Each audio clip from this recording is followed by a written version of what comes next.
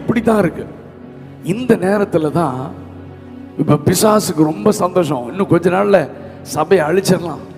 2021 இந்தியாவில் எழுப்புதல் வரும்னு கர்த்தர் எப்பவோ சொல்லிட்டாரு. ஆனால் அவன் சொன்னா 2021 உன்னை துரத்திடுவேன். ஆனால் கொரோனா நிறைய பேரை துரத்திட்டு இருக்கு. இருக்கிறீங்களா இல்லையா? அம்மா பிசாசு எப்பொழுதுமே அவனுக்கு சொந்த மூளை கிடையாது.